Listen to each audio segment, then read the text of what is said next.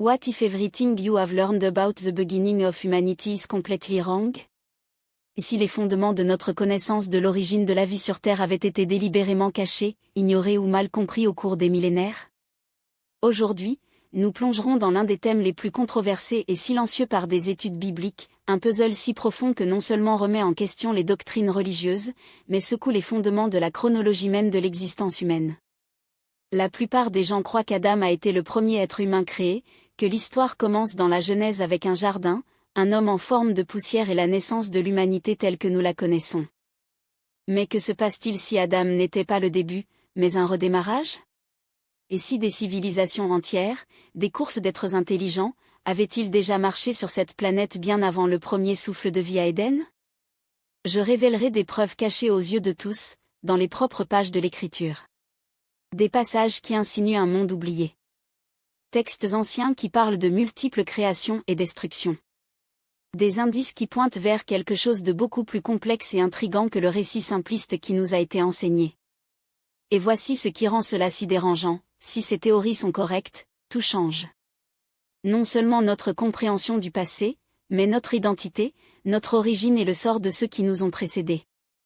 Ce n'est pas la théorie du complot. Les spéculations ratées ne sont pas tirées de forums obscurs sur Internet. C'est l'archéologie biblique. Il s'agit de l'analyse textuelle du livre le plus étudié de l'histoire de l'humanité. Et ce que nous allons démêler ensemble peut réécrire tout ce que vous pensiez savoir sur le début des temps. Préparez-vous, parce que nous explorerons une histoire interdite, les lacunes dans les Écritures dont les universitaires discutent en cercle fermé, mais approchent rarement en public. Examinons les textes juifs anciens qui décrivent une réalité beaucoup plus étrange que n'importe quelle fiction. À la fin de ce voyage, vous comprendrez pourquoi certaines institutions religieuses peuvent préférer que ces questions ne soient jamais posées. Commençons par quelque chose qui devrait être simple, mais ce n'est pas le cas, la création même de l'humanité. Ouvrez votre Bible dans Genèse 1h26. Dieu dit, « Faisons l'être humain à notre image ». Avez-vous remarqué quelque chose de curieux? La langue est plurielle. Je ne ferai pas, mais faire et waouh. Nous avons déjà des questions ici, mais ce n'est pas dans ce détail que je veux que vous vous concentriez maintenant. Lisez attentivement ce qui vient ensuite. Dieu crée l'humanité, l'homme et la femme simultanément. Et puis donnez-leur un ordre très spécifique, soyez fertiles, multipliez et remplissez à nouveau la terre. Avez-vous remarqué ce mot? Encore.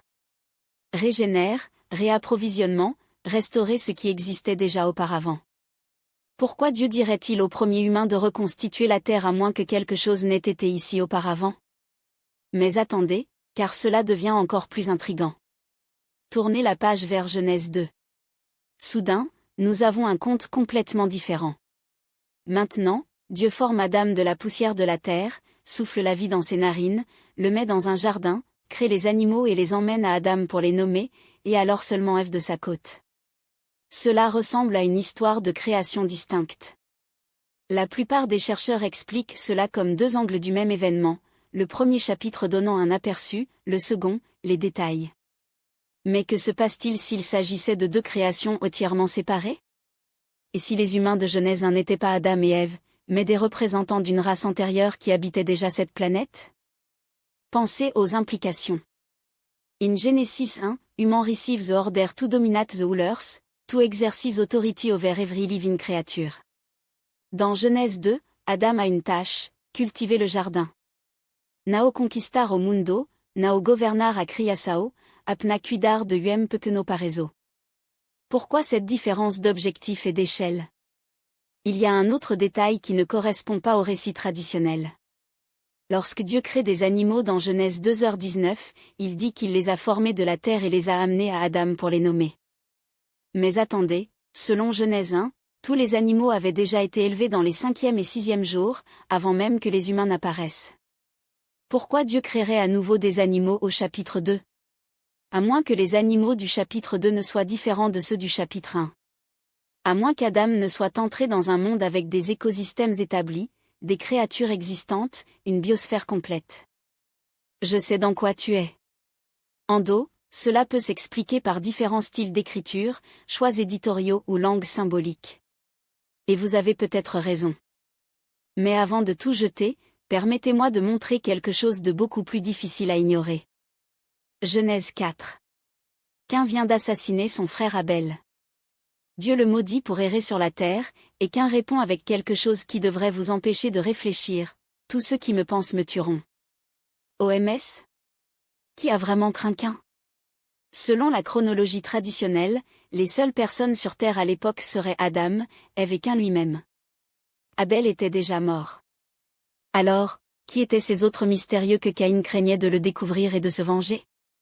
Et ne vous arrêtez pas là. Quelques versets à l'avance, Caïn prend une femme. D'où vient-elle? L'explication standard est que ce serait votre sœur, l'une des autres filles d'Adam et Ève mentionnées brièvement dans Genesis. Mais le texte n'affirme jamais cela. Il dit simplement que Caïn a rencontré sa femme, qu'elle a conçu et qu'il a construit une ville. Une ville. Pensez un instant. Caïn, soi-disant l'un des rares humains de la planète, construit une ville. Les villes ne sont pas érigées par des individus. Ils ont besoin de population, de travailleurs, de familles, de structures sociales. Qui, après tout, habiterait la ville de Caïn si l'humanité était résumée aux descendants directs d'Adam? Ce ne sont pas de petits détails textuels. Ce sont des éléments narratifs qui suggèrent un monde déjà peuplé quand Adam a atteint la scène. Un monde avec des gens à l'extérieur du jardin, en dehors de la lignée directe de l'homme formé de poussière. Mais si vous voulez quelque chose qui remet vraiment en question votre compréhension de la chronologie biblique, regardez Jérémie 4, 23 à 26. Le prophète décrit une vision du jugement. Et écoutez attentivement ce qu'il voit: la terre est sans forme et vide, les cieux n'ont pas de lumière, les collines tremblent, il n'y a personne. Mais voici le détail qui devrait geler votre sang. Il dit: toutes vos villes sont en ruine. Cities in the plural. Plusieurs villages, centres urbains qui abritaient autrefois des civilisations. Qui ont prospéré, mais maintenant dévastés et abandonnés. La plupart des chercheurs relient cette image directement à Genèse 1, 2, où la terre est décrite comme « forme et vide ». Mais la vision de Jérémie comprend quelque chose que Genèse ne mentionne pas explicitement: les ruines des civilisations entières, les traces d'un monde peuplé réduit à une désolation absolue. Et si Jérémie ne prophétisait pas seulement sur un futur jugement d'Israël? Et s'il était témoin des conséquences d'une catastrophe beaucoup plus ancienne? Une telle destruction complète qu'elle a laissé la terre exactement dans l'état décrit dans Genèse 1, 2, forme, vide et enveloppée dans l'obscurité. Cela nous amène à l'une des théories les plus explosives de l'érudition biblique, la théorie des intervalles. Elle propose qu'entre Genèse 1, 1 et Genèse 1, 2, des périodes incommensurables peuvent avoir été passées, peut-être des millions, voire des milliards d'années. Assez de temps pour que des civilisations entières émergent et tombent. Assez de temps pour que plusieurs créations s'épanouissent et balayaient de l'existence avant même qu'Adam ne respire même pour la première fois. Considérez maintenant Isaïe 45, 18. Le texte est clair: car ainsi dit le Seigneur, qui a créé les cieux, le Dieu qui a formé la terre et l'a fait, il l'a établi, ne l'a pas créé pour être le chaos, mais pour être habité. Si Dieu n'a pas créé la terre pour être vide, pourquoi Genèse 1, 2 la décrivent-elles comme un désert sans vie? Que s'est-il passé entre la création d'origine et l'état qui nécessitait une restauration? La théorie des intervalles suggère que quelque chose de cataclysmique s'est produit, quelque chose de si dévastateur qu'il a réduit une planète autrefois prospère au chaos et à l'obscurité. Et que les 6 jours de création dans la Genèse n'étaient pas le début de tout, mais une récréation, un acte divin de restaurer un monde qui avait été perdu. Qu'est-ce qui pourrait provoquer une telle destruction absolue? Ici, le récit suit un cours encore plus sombre. Ézéchiel ouvert 28. Le prophète se rend au roi du Tyr, mais la langue transcende rapidement l'humain, décrivant un être qui était à Éden, le jardin de Dieu, parfait dans ses voies du jour où il a été créé jusqu'à l'iniquité. La plupart des théologiens sont d'accord, c'est Lucifer, l'ange déchu, qui apparaîtrait plus tard comme le serpent dans Éden d'Adam. Mais remarquez un détail crucial: cet être était déjà corrompu avant la création d'Adam. Le texte implique que la rébellion de Satan et sa chute ont précédé le récit de la Genèse. Et si la chute de Lucifer n'était pas juste un événement spirituel, mais un cataclysme physique? Et si votre rébellion coïncidait avec la destruction d'un monde qui existait avant Adam? Et si l'état, forme et vide, de Genèse 1, 2 était le résultat d'une guerre cosmique, un jugement si radical qu'il a nécessité un redémarrage total? Cela expliquerait pourquoi Satan apparaît dans Éden comme un être corrompu. Ce n'était pas un ange innocent qui est tombé pendant la vie d'Adam. C'était un rebelle qui avait déjà apporté une ruine à une création précédente et maintenant il était infiltré dans le nouveau monde que Dieu établissait. Mais si cela semble trop spéculatif, si vous pensez que je lis entre l'Écriture, permettez-moi de présenter des sources beaucoup plus explicites sur ces possibilités, des textes juifs anciens qui préservent les traditions milléniales, parlant ouvertement de plusieurs mondes, des créations répétées et des expériences divines qui ont précédé notre réalité. Talmud, l'une des collections les plus importantes des enseignements rabbiniques, contient des passages qui abordent directement l'idée des mondes préadamiques. Ce ne sont pas des textes mystiques obscurs cachés dans des bibliothèques oubliées, ce sont des documents fondamentaux du judaïsme, étudiés et débattus par des générations d'autorités religieuses. Dans la section Chagiga, il y a un passage attribué au rabbin Judas, qui enseigne « Dieu a créé des mondes et les a détruits à plusieurs reprises, jusqu'à ce que ce monde soit finalement dit et dit, cela me plaît. » Selon cette tradition, les mondes précédents ont été anéantis parce qu'ils ne répondaient pas aux normes ou à des fins de Dieu. Arrêtez et réfléchissez aux implications de cela. Notre univers ne serait pas la première tentative de Dieu. Nous sommes le résultat de plusieurs itérations, des expériences divines répétées, des tentatives et des erreurs jusqu'à ce qu'une version satisfait aux intentions du Créateur. Ce n'est pas une interprétation marginale ou une innovation théologique moderne. C'est une ancienne sagesse juive, conservée dans les textes religieux les plus étudiés en dehors des Écritures elles-mêmes. Et cela s'aligne parfaitement avec les lacunes et les incohérences que nous avons explorées dans le récit biblique. Si les rabbins avaient raison, s'il y avait vraiment plusieurs mondes avant le nôtre, alors Adam n'était pas le premier humain. Il a été le premier humain de cette création, le début de cette tentative, le début de cette version du plan de Dieu pour la vie intelligente sur Terre. Mais qu'est-il arrivé à ces mondes précédents? Quel genre d'êtres les vivaient? Dans quelle mesure vos civilisations étaient-elles avancées? Et, surtout, qu'est-ce qui les a conduits à la destruction? Ce sont les questions qui nous amènent à un territoire vraiment interdit. Parce que si les humains antérieurs existaient, si les races préadamiques ont traversé cette terre, ils doivent avoir laissé des preuves archéologiques de traces, des restes technologiques, des marques culturelles qui peuvent être enfouies sous nos pieds ou cachées en vue de tous dans nos textes et traditions plus anciens. Et voici ce qui rend tout encore plus inquiétant, si ces êtres ont atteint des niveaux de civilisation avancés, s'ils avaient des connaissances et des capacités qui rivalisent ou même dépassent la nôtre, alors leur destruction devient un avertissement. Un avertissement sur les conséquences des choix qui les ont conduits à l'annihilation. Ont-ils été détruits pour les mêmes raisons qui ont ensuite porté un jugement sur la génération de Noé? Ont-ils été corrompus au-delà de toute rédemption? Avez-vous commis des péchés si profonds que l'oblitération totale était la seule solution? Ou simplement échoué à remplir le but que Dieu avait pour eux? Les réponses à ces questions ne sont pas de simples curiosités académiques. Ce sont des clés pour comprendre notre propre but, notre sort possible et notre relation avec les forces divines qui façonnent la réalité. Parce que si l'histoire se répète vraiment, si Dieu a réellement repris plusieurs fois où ses créations n'ont pas respecté ses normes, alors nous devons comprendre quelles sont ces normes. Nous devons savoir ce qui nous amène à franchir la ligne entre acceptable et condamné. Et, surtout, devons-nous poser la question la plus difficile, allons-nous de la même manière qui a conduit à la destruction des mondes précédents? L'épreuve ne s'arrête pas ici. En plus des anciens textes juifs et des passages bibliques énigmatiques, il existe des découvertes archéologiques inexplicables, des mythes mondiaux des inondations et des civilisations perdues, et même des anomalies génétiques qui remettent en question le récit traditionnel de l'origine humaine. Si nous sommes prêts à suivre les indices, nous pouvons être au bord d'une révélation qui. Cela changera à jamais notre compréhension de l'histoire, de la théologie et de notre place dans l'univers. Et si les Écritures n'enregistraient pas seulement l'histoire d'un seul monde, mais les échos des civilisations qui existaient avant notre propre début? Il y a des indices répartis dans la Bible qui suggèrent que ces sociétés préadamiques peuvent avoir atteint des niveaux de sophistication capables de quitter notre époque technologique dans la pantoufle. Et plus vous approfondissez dans ces indices, plus vos implications deviennent inquiétantes. Examinons un détail que la plupart des gens lisent sans même clignoter, Genèse 6. Là, nous sommes initiés aux Néphilines, des géants qui guettaient sur terre à cette époque et après cela.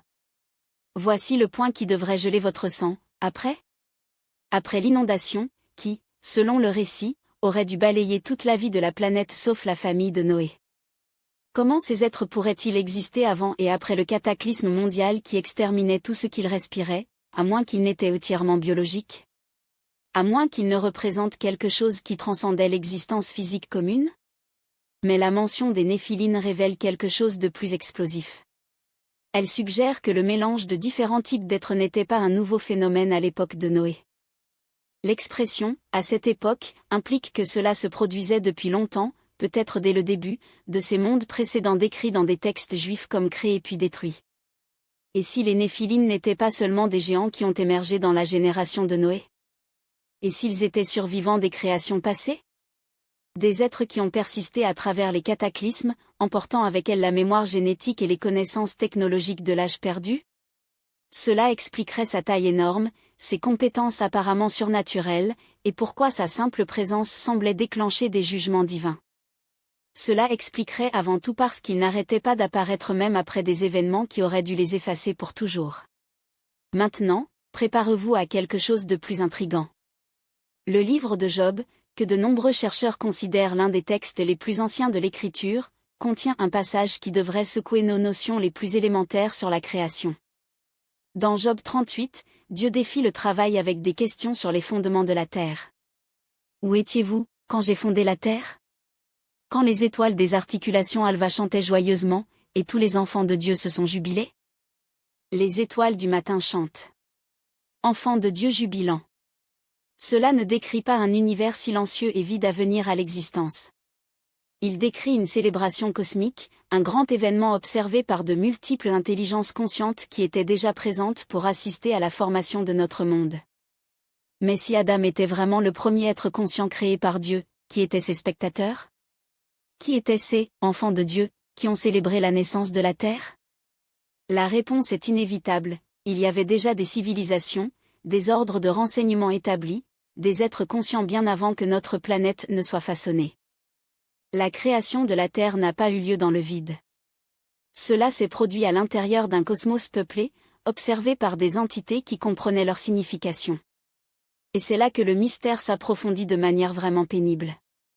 Si vous plongez dans l'hébreu original de Genesis, vous constaterez que le mot traduit par « créer » n'est pas toujours le même.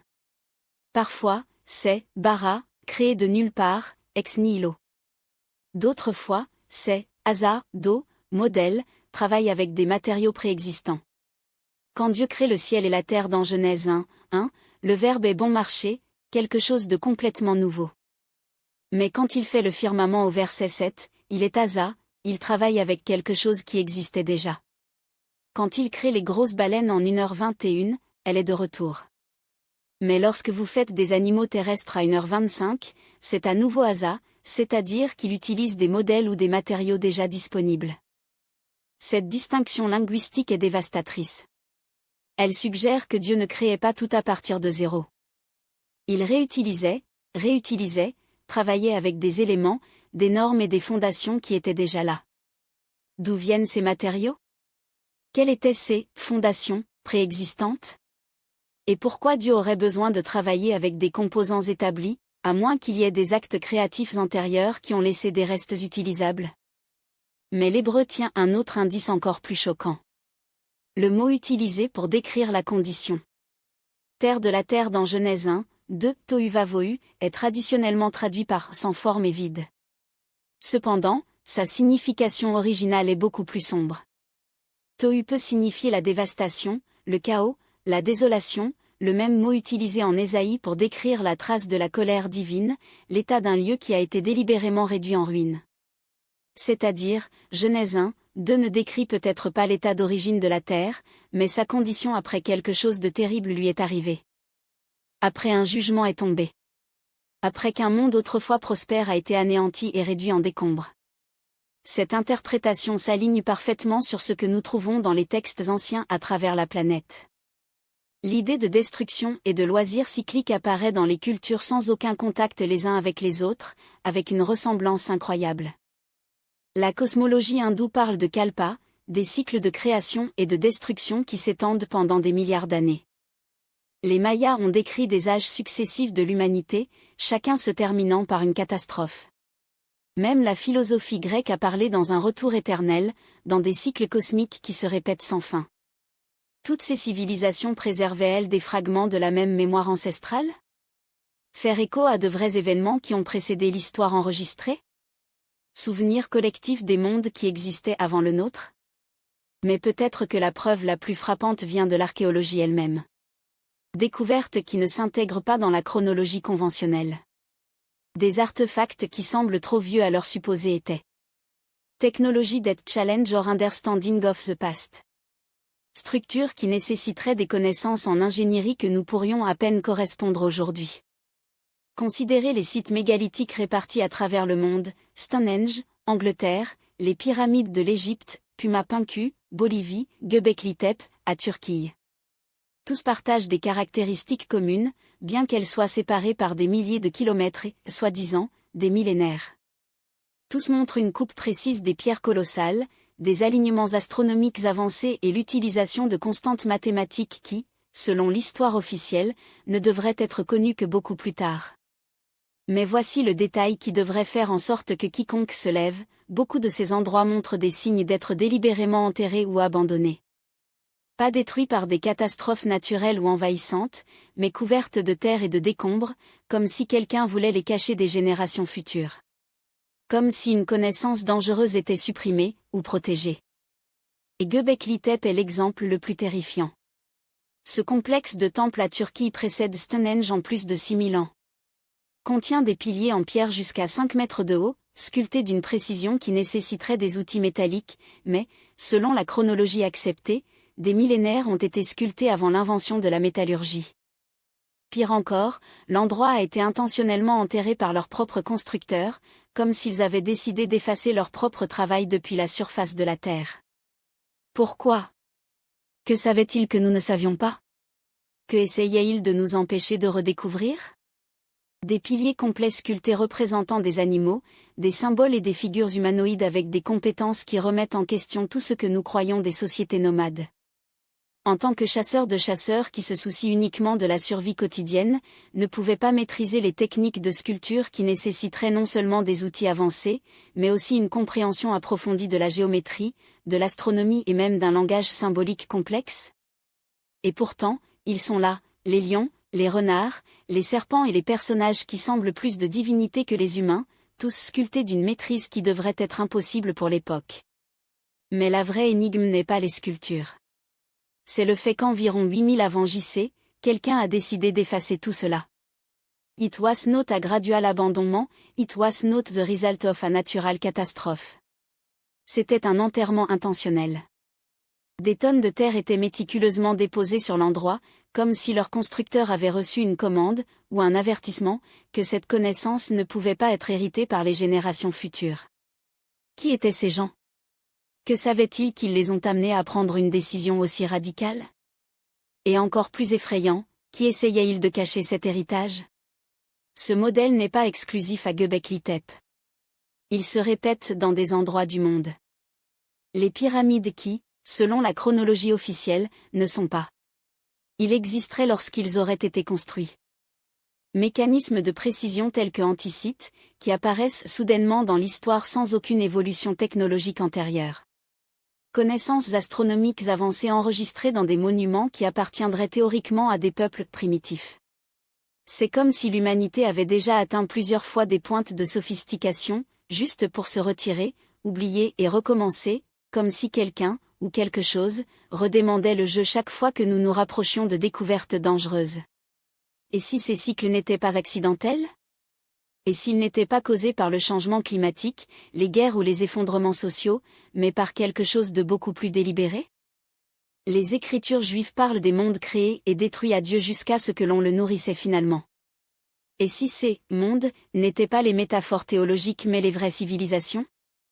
Autant le nôtre a atteint des niveaux avancés de technologie et de connaissance, juste pour être jugé, condamné et effacé de l'histoire? Les mégalithes répartis sur la planète ne seraient pas des ruines d'un passé lointain, mais des restes de tentatives précédentes.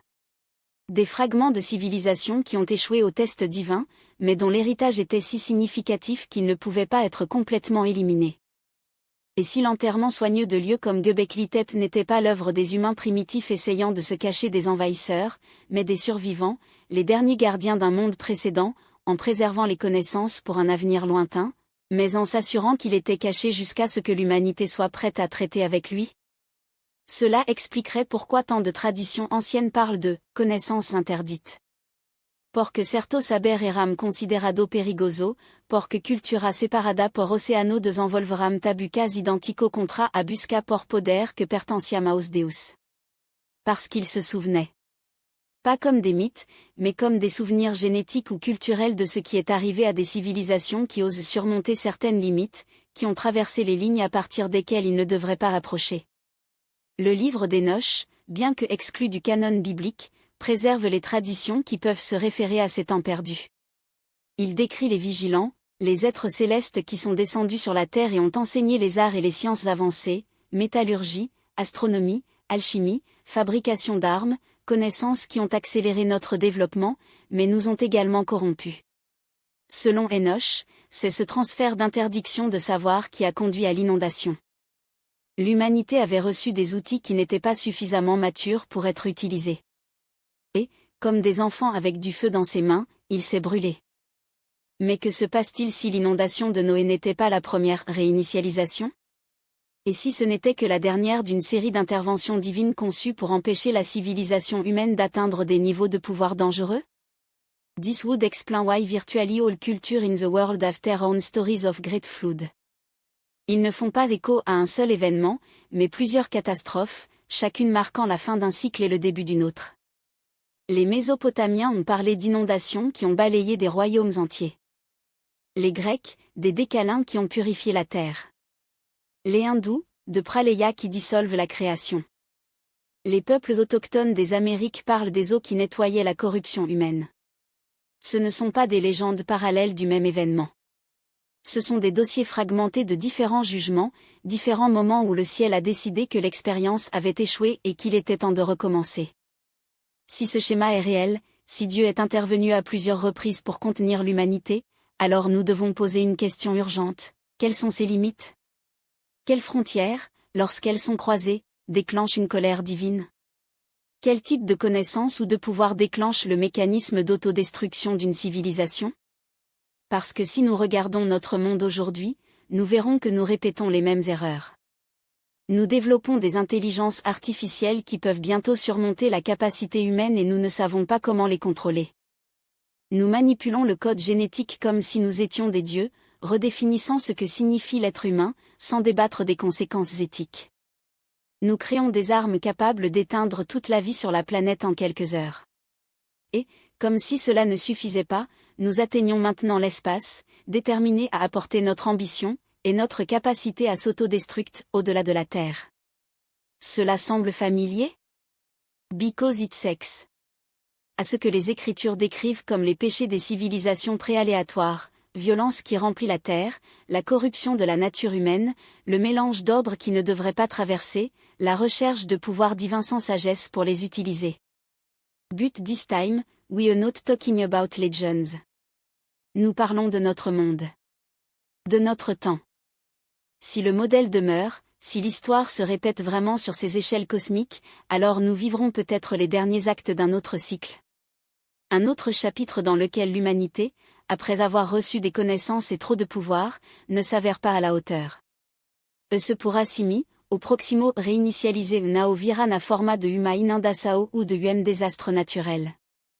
Il proviendra de quelque chose de beaucoup plus précis. Beaucoup plus calculé. They are presented not a allegory, but a testimony of an age that proceded urs. Ceres tao colosse, tao alem de nosa escala, que suamera existencia desmonta nosa noso de limites biologico. Et si Job ne parle pas de mythes, mais de survivants? Des restes d'un monde antérieur qui, par une conception divine, ont été conservés comme des souvenirs vivants d'une civilisation que la Terre a déjà hébergée, puis est sortie? Pensée Y. La science moderne confirme que notre planète a déjà été dominée par des créatures qui ont fait que les éléphants paraissent des insectes. Dinosaures avec des cerveaux proportionnellement plus grands que de nombreux mammifères actuels. Reptiles volants avec la planification de groupes et la capacité de coordination. Les êtres marins dont le cerveau suggère une intelligence sociale complexe. Et pourtant, nous, dans notre arrogance, supposons que Homo sapiens est le premier, et unique, pour atteindre la conscience de soi. Mais que se passe-t-il si nous ne le sommes pas? Et si ces créatures n'étaient pas seulement des animaux, mais les ingénieurs, les philosophes, les artistes d'un monde qui existait avant Éden? Voici ce qui devrait geler votre sang, les Écritures ne nient pas cette possibilité. Ils le présupposent. Lorsque Genesis décrit la terre comme une forme et vide au début, le mot hébreu utilisé est tohu vavohu qui implique non pas un vide primordial mais un effondrement. Quelque chose qui existait déjà et a été réduit au chaos. Comme si la création que nous connaissons n'était pas la première tentative, mais la reconstruction après une catastrophe des proportions cosmiques.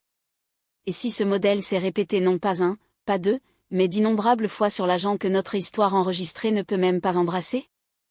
Now go back to the time cycle we mentioned before. Ces jubilés au sein des jubilés, ces périodes qui s'étendent pendant des centaines de milliers d'années.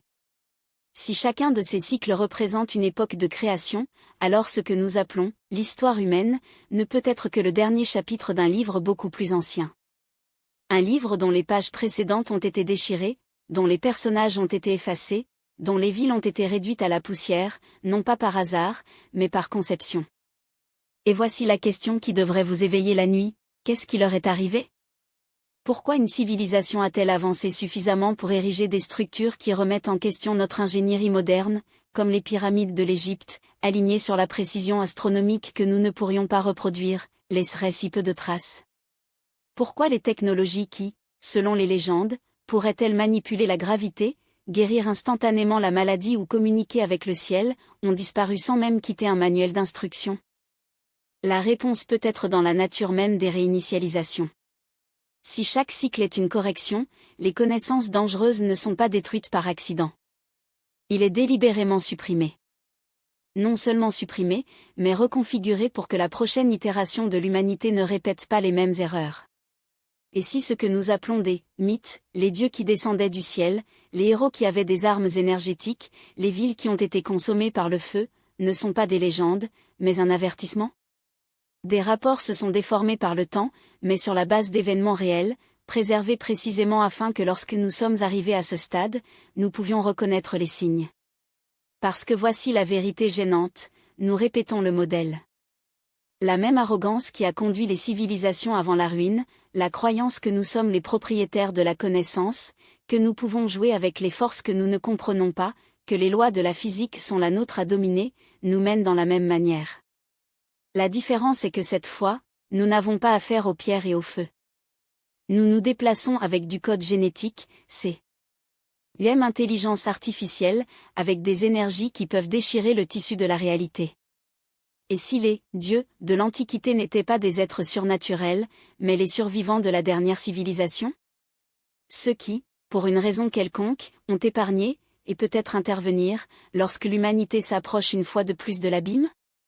Si cela est vrai, alors les prophéties bibliques ne sont pas à propos de la fin de tout. Ils sont à peu près à la fin de nous. Et ce qui vient plus tard ne sera pas rien, mais une autre chance. Un autre est. Autre Zadal. Une autre civilisation qui, comme nous, croira être la première. À moins que, cette fois, quelqu'un rompt le cycle. Et si Job, dans sa sagesse limitée, ne comprenait jamais le vrai poids des créatures que Dieu lui a présentées? Et si Bémoth et Léviathan n'étaient pas de simples animaux colossaux, mais les derniers vestiges de désordre de création entier, des civilisations qui régnaient autrefois ce monde avec l'intelligence et le pouvoir qui en ont fait les messieurs absolus de leur époque? Et si sa chute était si catastrophique que tout ce qui restait était déformé des échos, conservé comme des avertissements dans les pages sacrées, méfiez-vous. C'est ce qui se passe lorsqu'une création s'écarte de son objectif. Mais il y a une possibilité encore plus inquiétante. Et si tout n'a pas été détruit? Et si les fragments de ces mondes précédents survivent, cachés dans des coins inaccessibles, s'adaptant aux nouvelles conditions, en attendant le bon moment pour refaire surface? La Bible parle d'êtres qui remettent en question toute classification biologique, des anges qui assument la forme physique, les démons qui habitent les corps, les esprits qui manipulent l'esprit humain, les néphilim qui apparaissent avant et après les inondations, des entités qui semblent exister partiellement dans notre réalité et partiellement dans les dimensions que nous ne pouvons pas percevoir. Et si ces créatures n'étaient pas surnaturelles dans le sens où nous imaginons, mais les survivants? Les êtres qui, face à l'anéantissement de leur monde, ont appris à transcender les limites physiques de leur forme d'origine, devenant quelque chose au-delà de quelque chose qui persiste, observe, qui interfère. Cela expliquerait pourquoi les réunions avec ces êtres sont décrites en termes qui mélangent le physique et le spirituel. Pourquoi leur capacité dépasse toute limite biologique connue. Why do they seem to stop knowledge about the cosmic history that no human should possess?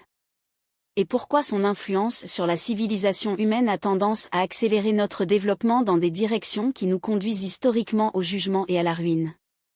Ce esa interpretasao es vracorota, anta egera espiritual descritanas escrituranao et apnauma batala abstrata antrobem o mal.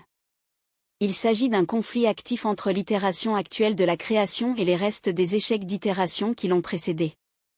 Des êtres des mondes passés essayant de corrompre ou de contrôler le cadeau, non pas pour la malveillance pure, mais par désespoir, parce que si nous réussissons là où ils ont échoué, leur existence deviendra obsolète. Ce sont les fantômes des civilisations éteintes, et leur plus grande crainte est que cette fois l'expérience fonctionnera. Et c'est là que nous arrivons à la révélation la plus froide de toutes. Si nous vivons vraiment dans l'une des nombreuses tentatives de création, si notre civilisation n'est que la dernière version d'un projet divin qui a subi de nombreuses révisions, nous ne faisons pas seulement face à la possibilité de jugement. Nous sommes confrontés à la possibilité de remplacement. Parce que chaque itération a été plus sophistiquée que la précédente. Chaque nouveau départ intègre les leçons tirées des erreurs passées. Observez la progression des Écritures. Les premiers humains de Genèse 1 ont été créés simultanément, l'homme et la femme, avec la domination sur toute la terre. Mais quelque chose s'est mal passé, alors est venu Adam dans Genèse 2, créé seul, placé dans un environnement contrôlé, avec des restrictions claires et des limites définies. Après la chute d'Adam est venue la génération de Noé, survivant d'un jugement qui a effacé le monde précédent. Lorsque les descendants de Noé ont échoué à Babel, Dieu a choisi Abraham pour établir un peuple avec des lois spécifiques, une alliance formelle et des obligations précises. Chaque redémarrage est plus restrictif que le précédent. Chaque nouveau départ impose des contrôles plus rigides, des directives plus détaillées, des frontières plus claires entre autorisées et interdites. Parce que chaque échec enseigne une leçon cruciale, lorsque les êtres intelligents reçoivent la liberté sans sagesse, ni pouvoir sans but, ils se détruisent. Alors, que viendra après nous? Si le nôtre. La civilisation suit le modèle historique et fait face à un jugement par les mêmes erreurs qui ont détruit les mondes précédents, comment sera la prochaine itération? Peut-être sont-ils créés avec des limitations intrinsèques, incapables de développer des technologies d'autodestruction. Peut-être sont-ils projetés que la conscience est de manière inexacte coopérative plutôt que compétitive. Ce sont peut-être des intelligences prévues pour demander l'approbation divine plutôt que l'autonomie. Ou peut-être que c'est quelque chose que nous ne pouvons même pas imaginer, car chaque création a été fondamentalement différente de la précédente. Le saut de ce qui existait avant Adam pour Adam lui-même était si radical qu'il nécessitait une approche totalement nouvelle de la nature humaine. Le prochain saut peut être encore plus drastique. Mais est-ce ce qui me terrifie le plus? Que se passe-t-il si le processus ne consiste pas seulement à créer de meilleurs êtres, mais à créer des êtres qui servent un objectif cosmique spécifique que nous ne comprenons pas encore? Et si la conscience elle-même est raffinée, développée vers un objectif final qui nécessite des capacités que nous n'avons pas encore? La révélation parle d'un nouveau ciel et d'une nouvelle terre, d'un état final où la mort et la souffrance sont éliminées, où il y a une parfaite harmonie entre le divin et le serviteur. Et s'il ne décrit pas seulement la fin de l'histoire, mais le succès du processus créatif?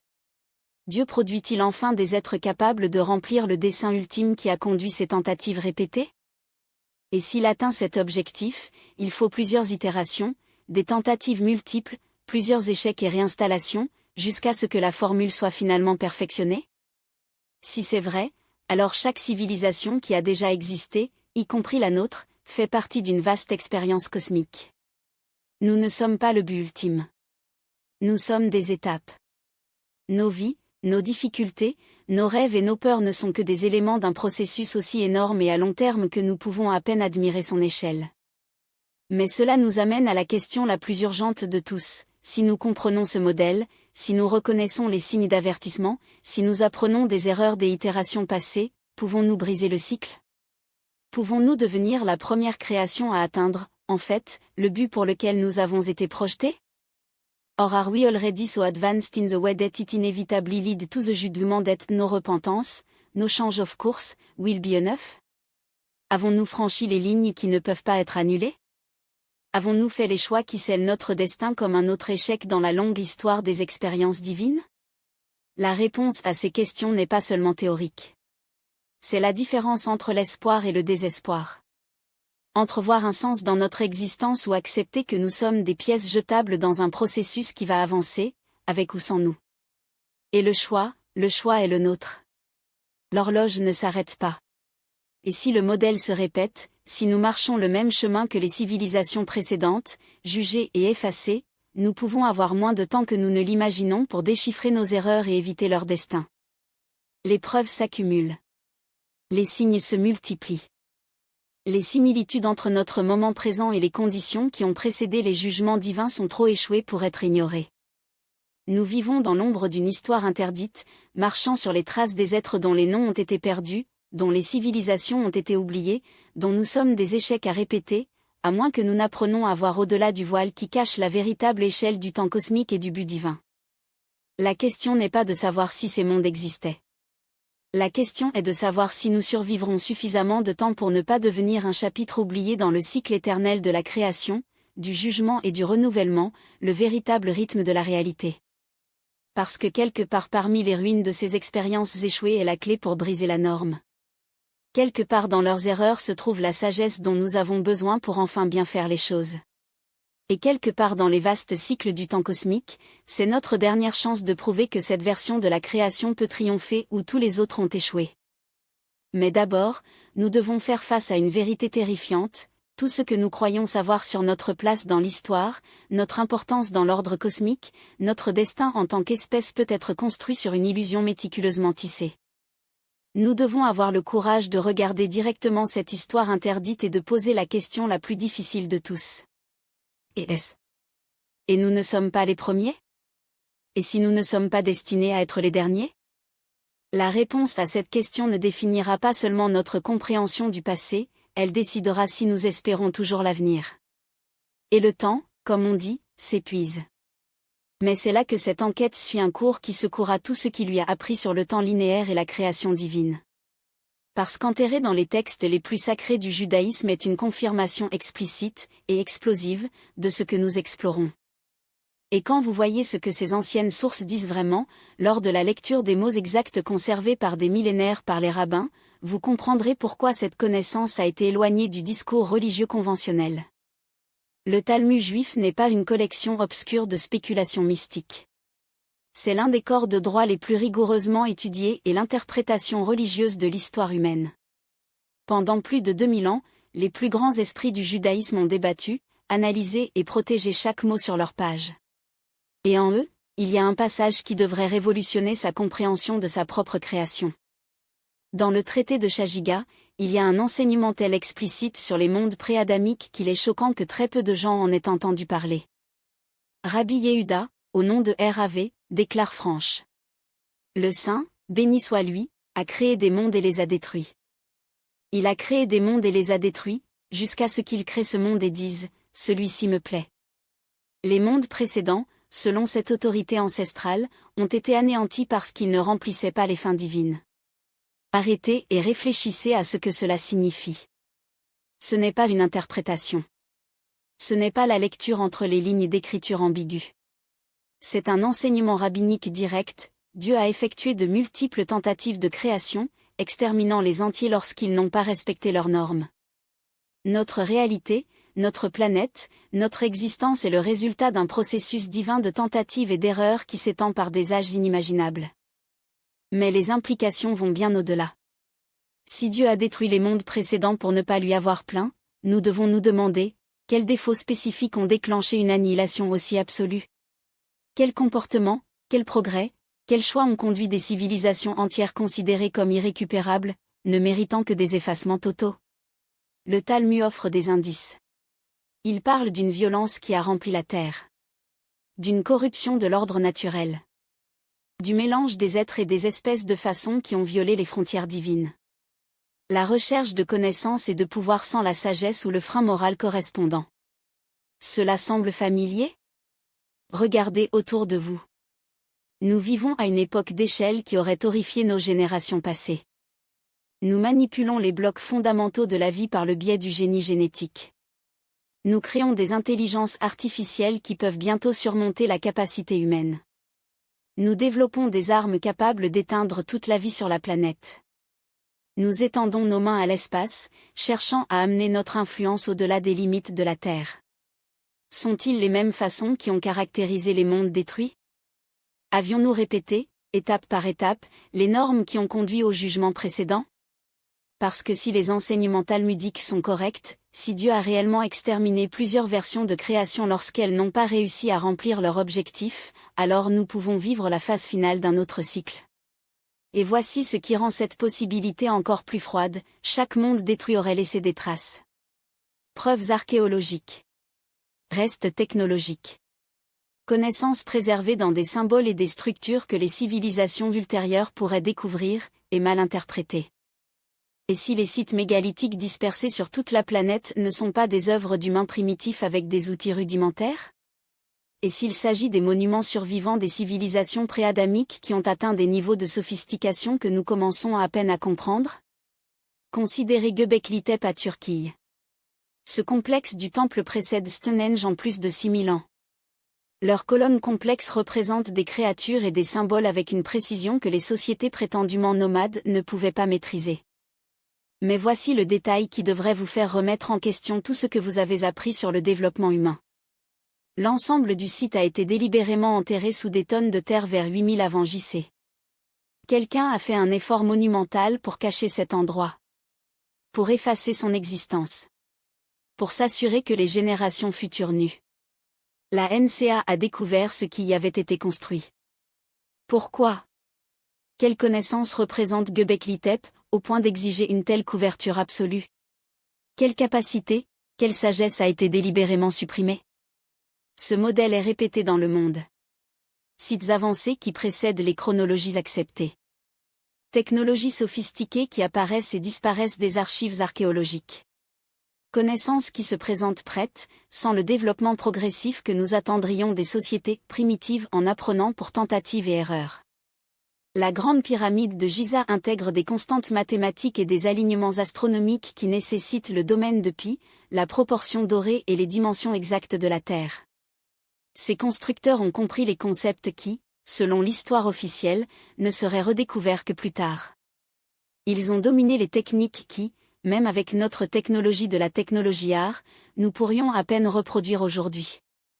À Pumapunku, en Bolivie, les blocs de pierre ont été coupés avec une précision si obsédante qu'ils s'adaptent au mortier, avec des joints si parfaits que même une lame de couteau peut pénétrer. Les pierres affichent des marques de méthode de coupe avancée, des lignes droites impeccables, des angles droits exacts et des formes à 3 dimensions complexes qui remettraient même en question l'équipement moderne. Mais ce qui découvre vraiment à ces endroits n'est pas seulement la capacité technique, c'est l'absence totale d'évolution progressive. Ils surviennent dans le dossier archéologique déjà au plus fort de la sophistication, comme si les connaissances nécessaires pour les construire n'avaient pas été développées mais héritées. Et si ces structures n'étaient pas érigées par les civilisations auxquelles nous les attribuons? Et s'ils sont réellement des héritages des habitants antérieurs de la Terre? Les monuments laissés par les races pré-adamiques qui ont survécu aux dévastations décrites dans les traces de textes sacrés des mondes qui, selon la tradition juive, Dieu considérait comme imparfaits et éliminés, mais dont les plus grandes réalisations étaient trop pour être effacées complètement. Cela expliquerait pourquoi les vieilles cultures, sans aucun contact apparent, partagent des récits si similaires aux inondations. Il ne s'agit pas seulement du récit biblique de Noé, mais des mythes mésopotamiens de l'Utnapishtim, des légendes grecques sur le Callion, les histoires hindoues de Manu, les traditions indigènes qui parlent des eaux purifiantes qui ont balayé la terre. Ce ne sont pas seulement des versions déformées du même événement. Ce sont des fragments de souvenirs collectifs de différentes réinstallations, différentes interventions divines qui suppriment le tableau noir de l'humanité. Chaque culture a préservé des échos de destruction passée, rapporte que, au cours des millénaires, sont devenus des dossiers historiques de la mythologie. Mais sous les couches du symbolisme, la vérité essentielle demeure, la Terre a été purifiée plusieurs fois. Les civilisations ont augmenté et sont tombées dans des cycles qui s'étendent bien au-delà de ce que notre histoire enregistrée peut embrasser. Et à chaque cycle, le niveau de développement atteint avant la chute semble avoir été plus avancé que le précédent. Les êtres décrits dans ces traditions de l'inondation n'étaient pas des chasseurs-cueilleurs primitifs qui luttent pour la survie. C'étaient des sociétés avec un domaine technologique et intellectuel si avancé qu'ils ont suscité une préoccupation divine. Ils avaient atteint des niveaux de connaissance et de pouvoir qui justifiaient une intervention avant de pouvoir aller plus loin. Le livre d'Hénoch, bien qu'il ne fasse pas partie du canon biblique, préserve les traditions qui peuvent revenir à ces temps éloignés. Il décrit les vigilants, les êtres angéliques qui sont descendus sur la terre et ont transmis aux arts et sciences interdits humains, métallurgie, astronomie, cosmétique, fabrication d'armes, magie, connaissances qui ont accéléré le progrès humain, mais se sont également semés de la corruption et de la violence. Selon Hénoch, c'est ce transfert irrégulier de savoir qui a conduit au jugement de l'inondation. L'humanité avait reçu des capacités qui n'étaient pas suffisamment mûres pour gérer de manière responsable. Le résultat ? Une violence qui a rempli la terre et une dépravation si profonde que le redémarrage était la seule solution. Mais que se passe-t-il si l'inondation de Noé n'était pas la première de ces jugements ?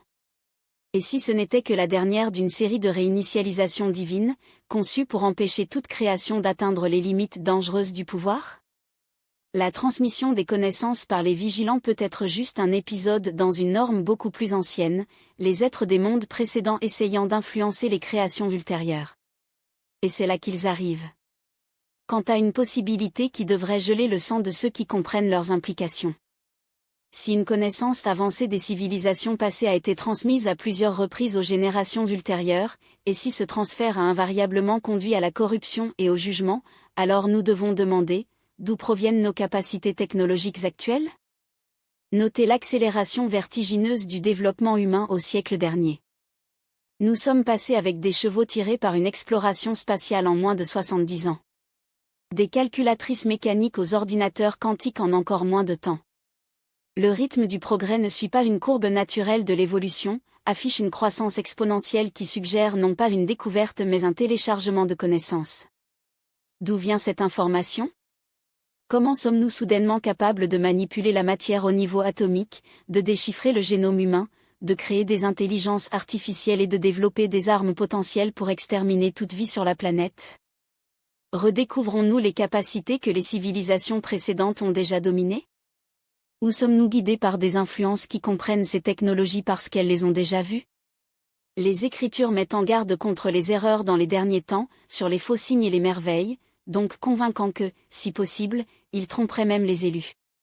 Et si ces illusions sont non seulement spirituelles mais technologiques, des compétences qui nous semblent miraculeuses, mais sont en fait empruntées aux itérations précédentes de la création ?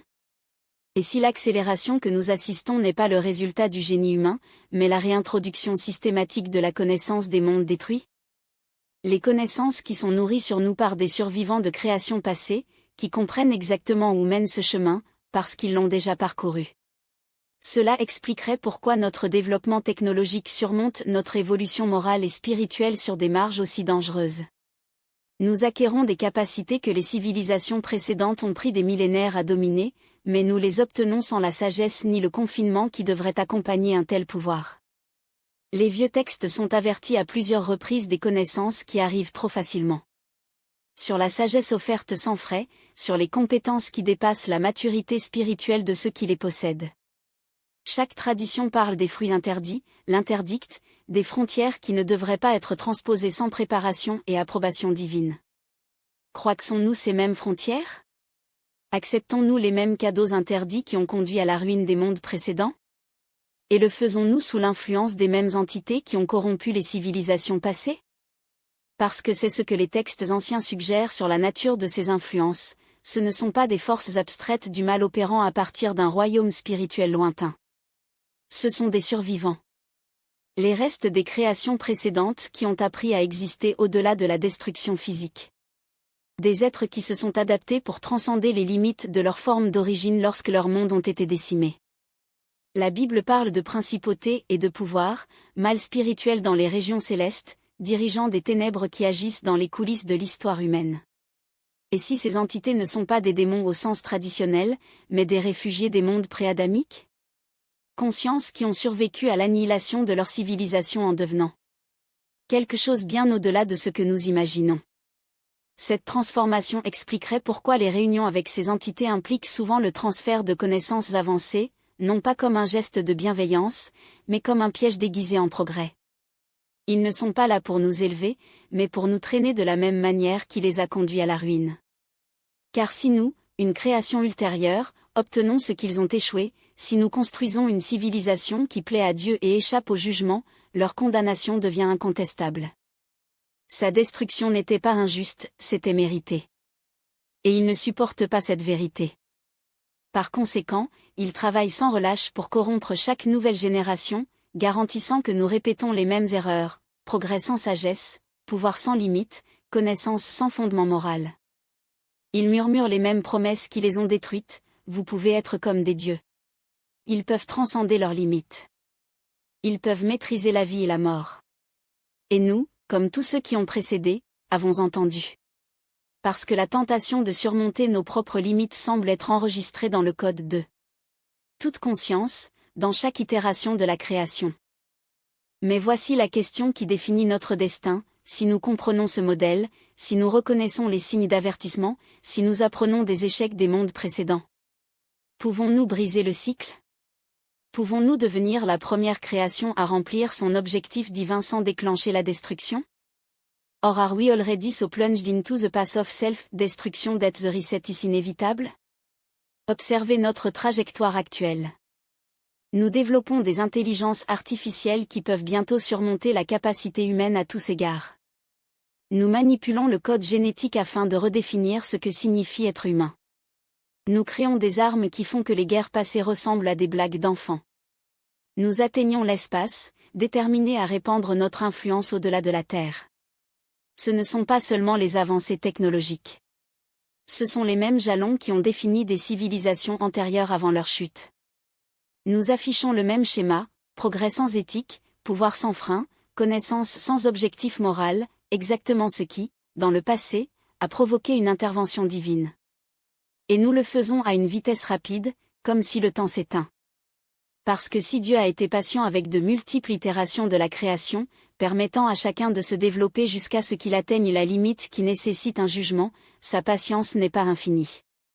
Chaque échec enseigne des leçons précieuses, mais révèle également une vérité terrifiante, la tendance inhérente aux créatures conscientes de choisir la rébellion au lieu de la soumission. À un moment donné, l'expérience peut être déclarée imparfaite.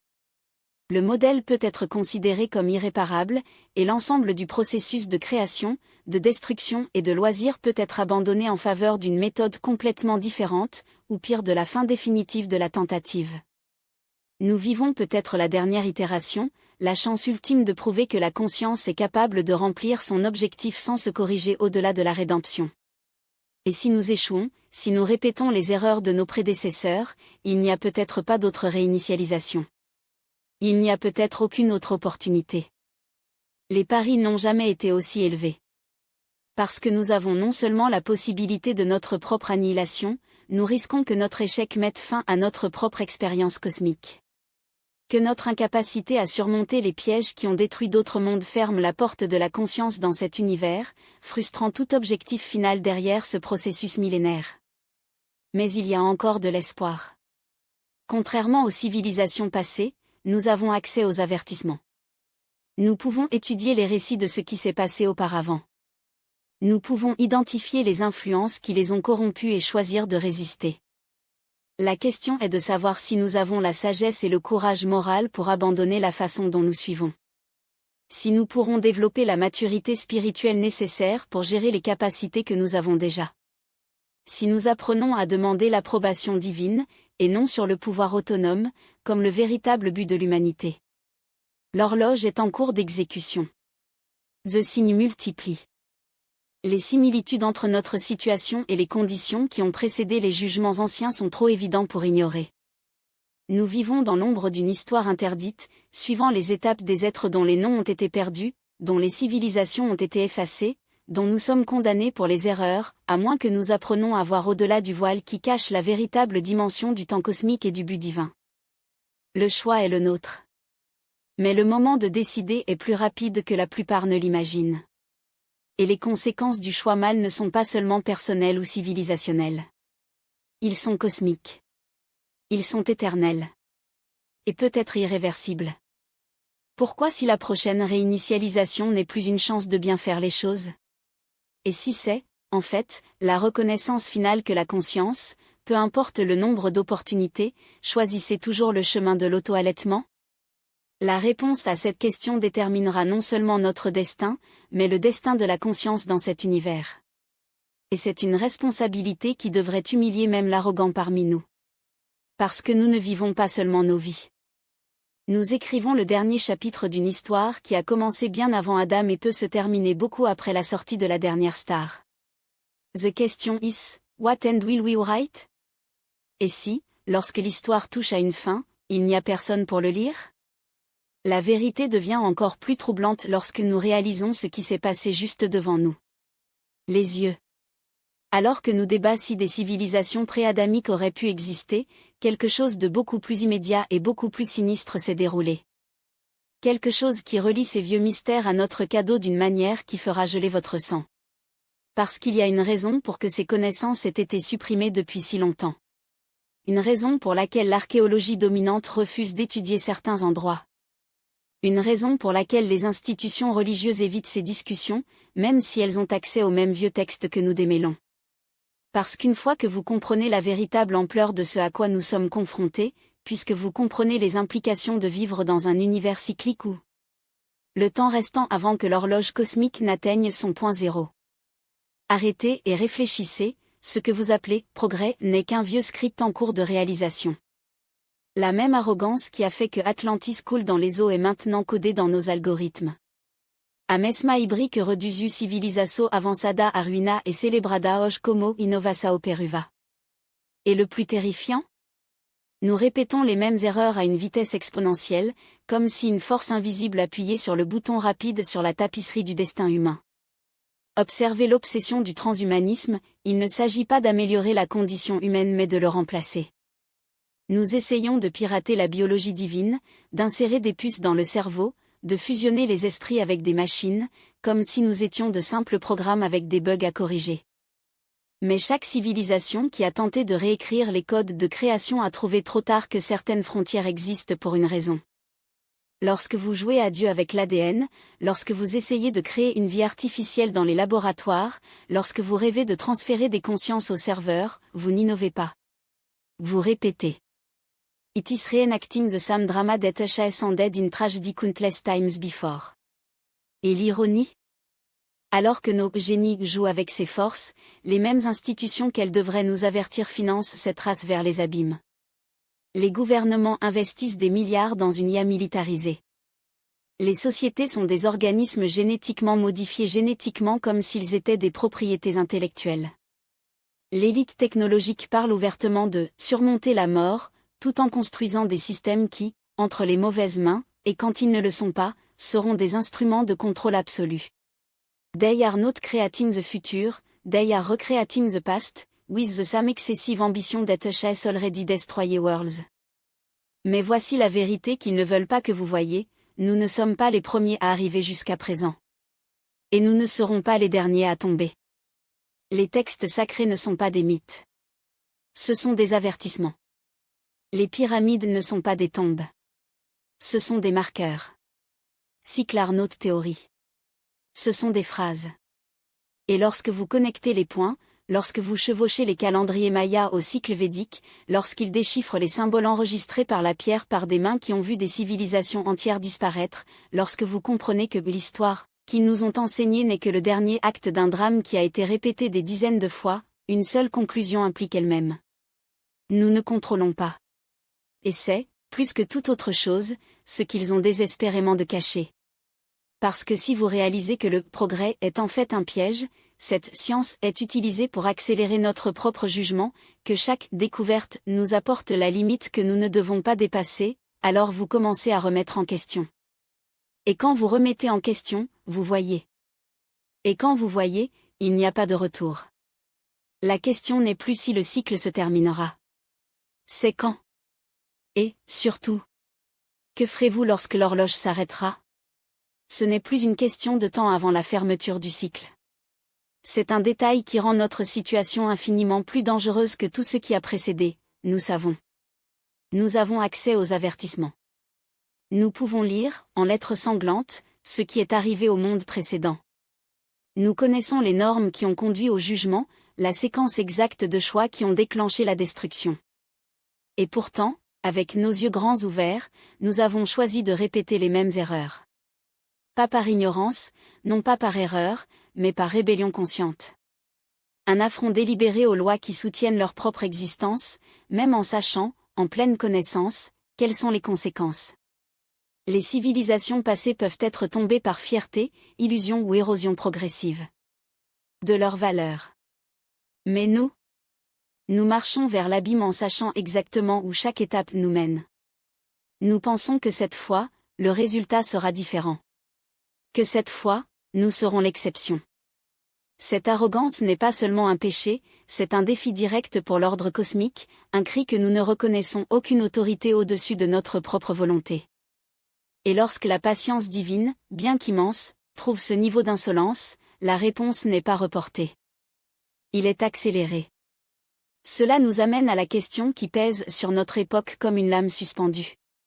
Sommes-nous la dernière itération? Nous vivons dans ce qui peut être la tentative ultime de créer des êtres conscients capables de remplir le but qui justifie toute cette répétition de cycles de création et d'annihilation. Les signes sont clairs, contrairement à nos ancêtres, nous avons le dossier complet. Nous pouvons étudier les Écritures, déchiffrer les enseignements cachés, analyser les preuves archéologiques qui confirment les modèles de temps cosmique. Nous avons tous les outils pour comprendre notre place dans ce excellent design et faire des choix qui nous sauvent de la destination qui a consommé tous ceux qui ont précédé. Mais nous ne les utilisons pas. Nous ignorons les avertissements. Nous persistons de la même manière interdite que, à chaque âge antérieur, à attirer le jugement universel. Ce n'est pas un manque de connaissance. C'est bien pire, un échec intrinsèque dans la nature même de la conscience, une tendance innée à la rébellion contre l'autorité divine, peu importe combien de fois il nous est révélé. Et si c'est vrai, si les êtres conscients choisissent toujours, en fin de compte, le chemin de l'auto-allaitement, peu importe le nombre de chances qu'ils reçoivent, alors notre échec ne sera pas la fin de notre civilisation. Ce sera la fin de l'expérience. Pourquoi continuer à créer des mondes conçus pour corrompre? Quel est le sentiment de répétition des cycles qui ne se terminent que par le jugement et la ruine? À un moment donné, la tentative devient futile. À un moment donné, le projet est annulé pour toujours. Nous pouvons être essentiels en ce moment maintenant, la dernière évaluation, la chance ultime de prouver que la conscience est capable de transcender ses propres limites et d'atteindre son objectif divin. Si nous échouons, si, comme toutes les itérations devant nous, nous choisissons la rébellion au lieu de soumettre, alors il n'y aura plus de réinstallation. Il n'y aura pas d'autre création. L'univers reviendra à l'état précédent au premier, faire la lumière. Vide. Silencieux. Sans conscience, cela devrait refléter la gloire divine, mais n'est plutôt devenu qu'une source infinie de déception et de jugement. Il y a encore une chance. Une étroite fissure de possibilité pour l'humanité de briser le schéma qui domine l'histoire cosmique depuis le début. Parce que pour la première fois, nous avons la révélation complète. Nous avons l'avertissement total, l'image claire de ce qui arrive aux civilisations qui échangent la sagesse contre le pouvoir, l'autonomie pour la soumission, le culte par rébellion. La question est de savoir si nous avons le courage d'agir en fonction de ces connaissances. Pouvons-nous nous humilier suffisamment pour admettre que notre chemin actuel ne mène qu'à la destruction? Avons-nous la force de nous éloigner des manières interdites qui promettent la transcendance, mais de porter uniquement un jugement? Parce que l'alternative n'est pas seulement notre fin. C'est la fin de la conscience dans cet univers. La confirmation définitive que les êtres intelligents, peu importe le nombre d'opportunités qu'ils reçoivent, ils choisiront toujours le chemin qui les mènera à l'annihilation. Et cela signifierait que l'expérience cosmique a échoué. Non seulement dans cette itération, mais dans son essence. Que l'idée même de créer des êtres capables de refléter le caractère divin et d'atteindre un objectif plus élevé était une erreur qui doit être corrigée en permanence. Le poids de cette responsabilité devrait geler le sang de chaque personne vivante aujourd'hui. Parce que nous ne prenons pas de décisions uniquement concernant notre vie ou notre civilisation. Nous écrivons le dernier chapitre d'une histoire qui a commencé à l'avance, et déciderons si la conscience aura un avenir dans cet univers. L'horloge ne s'arrête pas. Les signes se multiplient. Les modèles convergent vers le même résultat qui a mis fin à toutes les créations précédentes. Mais contrairement à eux, nous savons ce qui arrive. Nous voyons les carrefours s'approcher, où nous briserons le cycle de rébellion et de destruction ou le terminerons une fois pour toutes. La question n'est pas si nous avons le temps de changer de cap. C'est si nous avons la sagesse de reconnaître que le changement est nécessaire et le courage de le mettre en œuvre. Parce que si nous ne le faisons pas, si vous continuez. De la même manière qui a détruit tous les mondes devant nous, nous constaterons que certaines normes sont plus fortes que la volonté humaine. Que certains cycles sont plus puissants que nos choix. Et que certaines fins sont inévitables, peu importe le nombre d'avertissements que nous recevons. L'histoire interdite que nous avons dévoilée n'est pas seulement le passé. Il s'agit de l'avenir. Notre avenir. L'avenir de la conscience elle-même. Et cet avenir est écrit maintenant, dans chaque choix que nous faisons, dans chaque limite que nous respectons ou violons. L'histoire n'est pas encore terminée, mais les derniers chapitres sont écrits. Et ce que nous décidons à ces moments cruciaux déterminera non seulement comment cette itération se terminera, mais s'il y en aura une autre. Because some experiments, after failing too often, are never tented again. Et certaines opportunités, une fois gaspillées, ne reviennent jamais. Nous vivons peut-être le dernier examen de l'humanité. Le test final pour déterminer si les êtres conscients sont capables de réaliser leur objectif cosmique ou si l'idée même de créer de l'intelligence était une erreur qui doit être effacée pour toujours. La note que nous prenons ne nous affectera pas seulement. Il décidera du sort de la conscience dans tout l'univers. Et le temps se termine. Mais ce qui rend tout encore plus terrifiant, c'est ce qui se passe actuellement dans les laboratoires et les centres de recherche du monde entier. Les scientifiques, émus par le même orgueil qui ont condamné les civilisations padamiques, recréent les mêmes technologies décrites dans les textes anciens, ceux qui, selon les Écritures, ont déclenché un jugement divin. El naotem idea do que estao despertando. Jamais l'incapacité des créations, mais l'obstination de leur rébellion. Et c'est exactement ce qu'ils ne peuvent pas permettre. Parce que si nous, cette génération, ce moment unique de l'histoire cosmique, nous savons ce que aucun autre n'a réalisé, maîtriser le pouvoir sans devenir ses esclaves, innover sans transgresser les frontières sacrées, évoluant sans nous corrompre, donc tout son argument s'effondre. Toute sa justification pour traîner la civilisation après la civilisation à l'abîme s'avère être un mensonge. Et eux, les survivants des âges détruits, les architectes de notre déclin, seront exposés non pas comme victimes d'un Dieu injuste, mais comme des complices de leur propre condamnation. C'est pourquoi la pression est si intense maintenant. C'est pourquoi chaque découverte semble venir avec une durée de conservation, une fenêtre étroite entre Eureka et l'effondrement. Ils savent que si nous permettons à l'humanité de traverser certaines frontières avec intégrité, le jeu se termine. La malédiction se casse. The cycle of destruction and forced rebirth will be interrupted forever. Et ils feront tout pour l'éviter. Notez comment les technologies les plus dangereuses sont toujours présentées comme inévitables, comme si nous étions de simples spectateurs de progrès hors de notre contrôle. Comme si la manipulation génétique, l'intelligence artificielle autonome ou la fusion entre la machine et la conscience étaient des forces de la nature, pas des choix. Comme s'il n'y avait pas de moment, ce moment, nous pouvons toujours dire non. Mais la vérité est que chaque avance est une porte que nous ouvrons. Chaque limite obsolète est une ligne que nous avons décidé de supprimer. Et voici le détail le plus inquiétant, ils dépendent de notre complaisance. Ils comptent sur notre conviction que l'avenir est déjà écrit, que la résistance est inutile, que nous sommes trop petits pour remettre en question les courants de l'histoire. Mais les textes anciens ne décrivent pas les civilisations détruites par les forces invincibles. Ils décrivent des personnes qui ont choisi d'ignorer les avertissements. Qui préféraient le pouvoir immédiat à la sagesse éternelle. qui a échangé l'alliance avec le Créateur pour l'illusion de devenir des créateurs. Et aujourd'hui, pour la première fois, nous avons quelque chose qu'aucune autre génération n'avait, le dossier complet de la catastrophe. Nous ne sommes pas comme les antédiluviens, qui ne connaissaient que les conséquences de leurs actions fragmentées. Nous ne sommes pas comme les constructeurs de Babel, qui a agi dans l'obscurité. Nous savons. Nous savons exactement où chaque chemin mène. We know that uncontrolled genetic manipulation ended in a corrupted myth. Nous savons que l'intelligence artificielle illimitée s'est terminée par des systèmes qui se sont tournés contre ses créateurs. Nous savons que la recherche de l'immortalité s'est terminée par des êtres qui ont même perdu la mémoire de ce que signifie l'être humain. Et pourtant, nous persistons. Mais voici la question qui devrait nous paralyser, si toutes les civilisations précédentes ont échoué. Ce même test, qu'est-ce qui nous fait penser que nous serons différents? Ce n'est pas notre intelligence, ils étaient aussi brillants que nous. Ce n'est pas notre technologie, ils ont dominé les forces que nous commençons à peine à comprendre. La seule variable restante est notre choix. La seule chose qui peut nous sauver, c'est ce qu'aucune autre génération n'avait le courage de faire, arrêtez.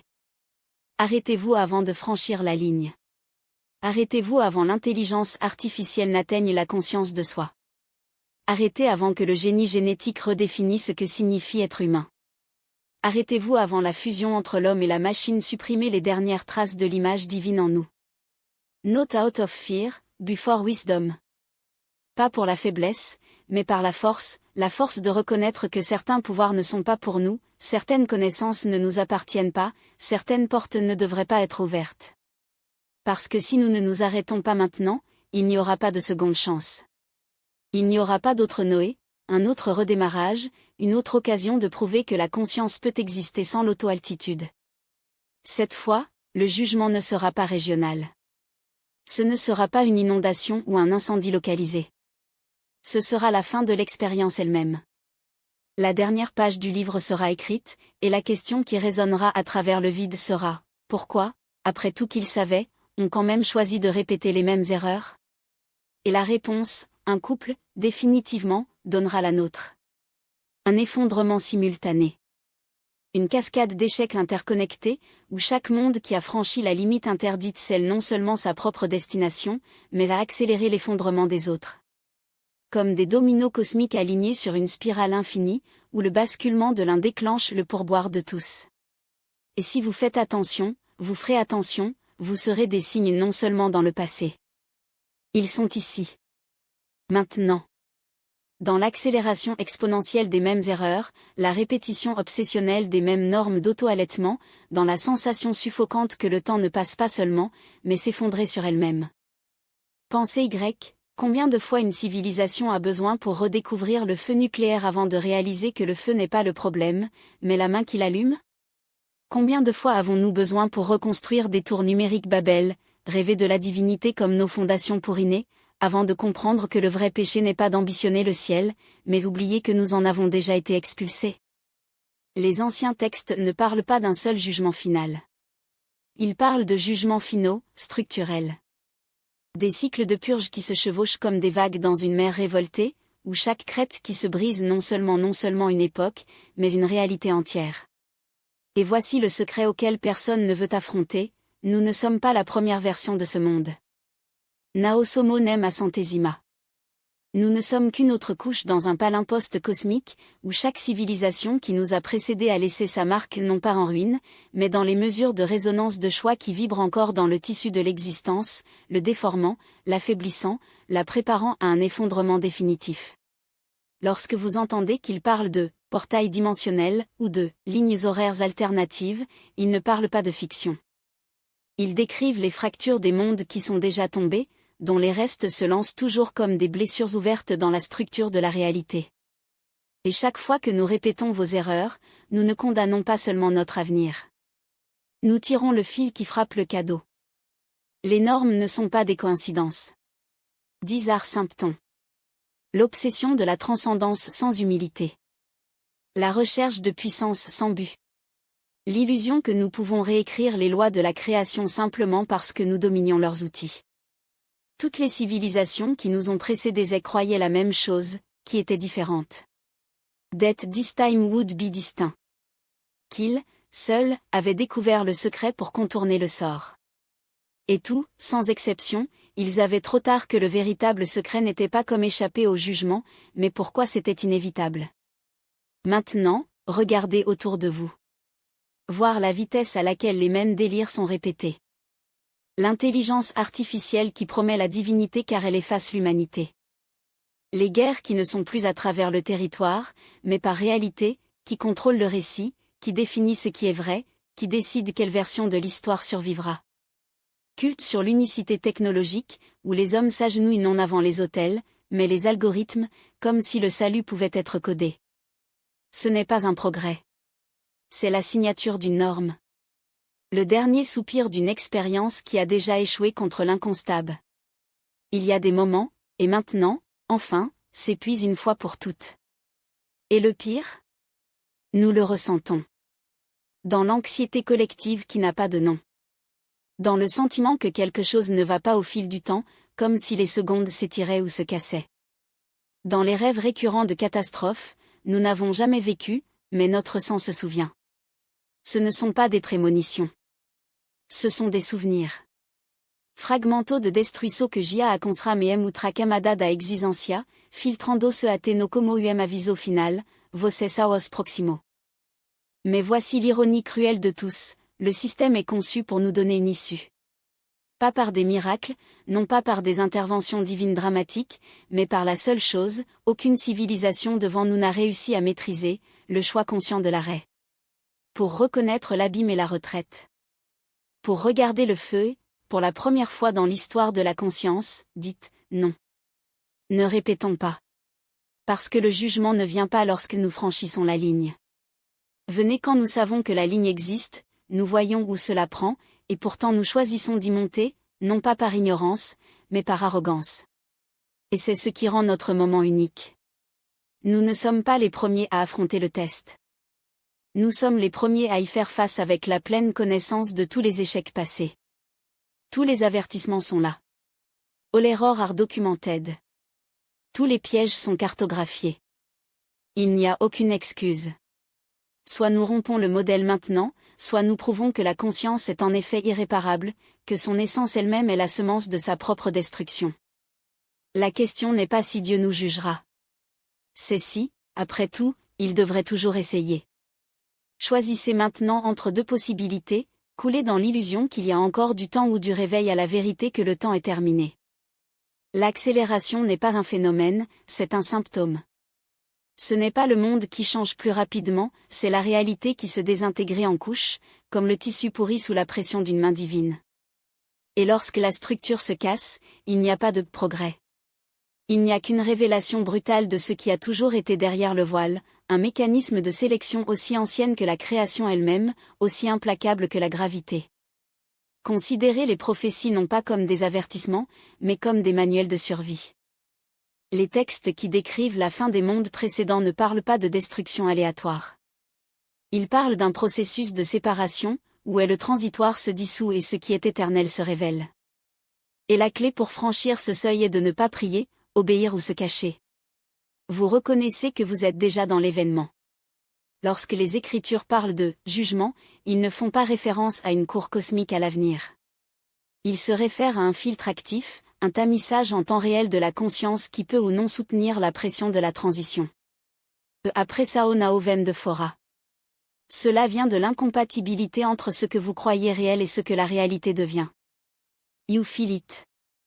Tout le monde sent. Cette étrange inadéquation entre le rythme des jours et le poids des heures. Le sentiment que les décisions qui ont pris des années à mûrir maintenant devraient être prises en quelques secondes, car l'intervalle entre la cause et l'effet se rétrécit jusqu'à ce qu'il soit presque disparu. Ce n'est pas une coïncidence. C'est un air. L'univers ajuste sa fréquence, et seul ce qui résonne avec la prochaine octave survivra au changement. Et voici le secret qu'aucun prophète n'a osé crier, le salut n'est pas une évasion. Il ne s'agit pas de s'échapper dans les montagnes, de faire bouliser les dogmes ou d'attendre un sauveur externe. Il se réveille à l'intérieur de l'effondrement. C'est réaliser que la chute n'est pas la fin, mais la seule façon de ce qui vient ensuite. Cette douleur n'est pas une punition, mais la friction avait besoin pour libérer les cordes qui attachent son essence à ce qui mourrait. Ceux qui passent ne sont pas les purs, mais les détachés. Note those who believe blindly, but those who see beyond belief. Pas ceux qui s'accrochent à des formes, mais ceux qui reconnaissent que la forme n'est qu'une tenue et le temps de l'obtenir est arrivé. Et si vous doutez toujours, regardez autour de vous. Voyez comment les systèmes éternels qui ont regardé les semaines. Comment les certitudes d'une vie deviennent obsolètes dans un seul algorithme. Comme l'avenir, qui devrait être une ligne droite, se replie maintenant sur vous-même en tant que rôle ridé. Ce n'est pas le chaos. C'est le recyclage. La question n'est plus « que ferons-nous quand tout sera fini ?», mais « que choisissons-nous d'être pendant que tout tourne ?» Parce que la réponse détermine non seulement si vous survivez, mais comme, où.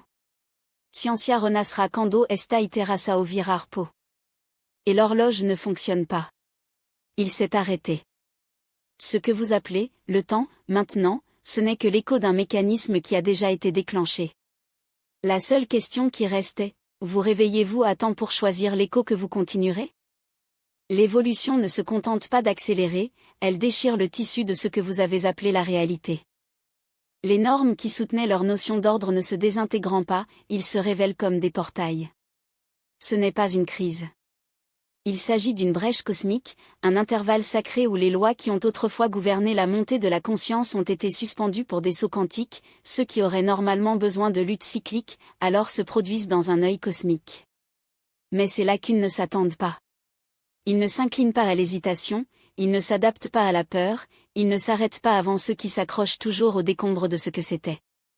Ils coulent, irrésistibles, vers ceux qui ont déjà commencé à libérer, non pas pour le désespoir, mais pour la reconnaissance. Parce que la vraie preuve n'était jamais si l'humanité éviterait le sort des civilisations passées. La preuve est de savoir si vous, en tant que conscience individuelle, pourrez transcender les barres invisibles qui la maintiennent piégée au même cycle éternel de naissance et de ruine. If you will be able to remember who you are before this version of the game restart. Et ce rappel n'a pas hâte. Ce n'est que lorsque les conditions idéales arrivent, ils ne viendront pas.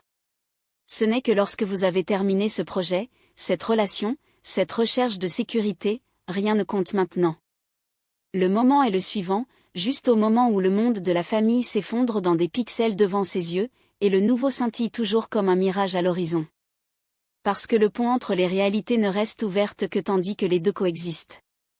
Lorsque l'ancienne structure s'effondre complètement, lorsque le nouveau se solidifie dans ses propres dogmes, la fenêtre de la transition consciente se fermera.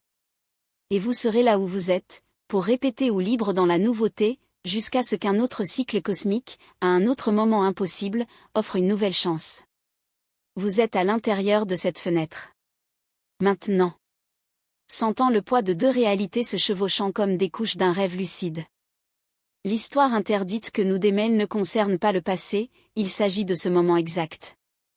Il s'agit de réaliser que vous vivez la même fracture dimensionnelle qui a diminué et soulevé d'innombrables civilisations avant la vôtre, mais avec une différence cruciale, vous savez. Vous avez la carte. Vous voyez les normes. Vous comprenez le mécanisme de réinitialisation cosmique et ce qui est nécessaire pour le traverser avec une conscience intacte. La question n'est pas de savoir si vous pouvez agir avec ces connaissances. It is if you dare. Si vous avez le courage de libérer les identités temporaires qui vous maintiennent ancrés à des cycles sans issue. On peut abandonner l'illusion de la permanence qui transforme la plupart des consciences en prisonniers volontaires d'une boucle sans fin, où chaque fin n'est qu'un nouveau départ déguisé. C'est votre moment.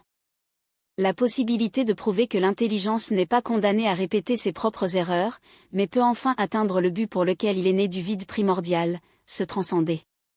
Mais la fenêtre se ferme. L'accélération a atteint la masse critique. Bientôt, les forces en jeu seront si intenses que la participation consciente deviendra impossible, comme un essai de choisir un chemin au milieu d'un ouragan de catégories cosmiques. Si vous sautez, si vous choisissez la transcendance au lieu du recyclage, de l'évolution au lieu de la dissolution, de la survie consciente plutôt que du sommeil éternel, c'est maintenant. Pas quand vous vous sentez prêt. Nao Kando en tant que circumstantia paérique favori. Pas après la fermeture d'un autre cycle d'illusion. Maintenant. Tandis que le pont supporte toujours son poids. tandis que le choix façonne toujours le destin.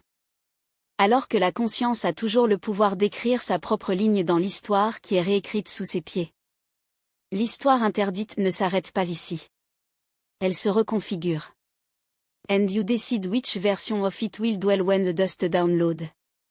Mais vous devez décider maintenant, bien que la décision compte toujours, tandis que le choix fait toujours écho au vide entre les mondes, tandis que votre conscience peut toujours choisir la réalité qu'elle rendra.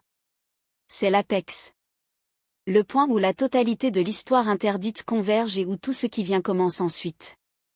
La question est simple, brutale et finale, vous franchira la porte qui s'ouvre devant vous, ou regardera en arrière, tandis que le room que vous avez appelé la réalité, se dissoudre dans les particules d'un rêve oublié?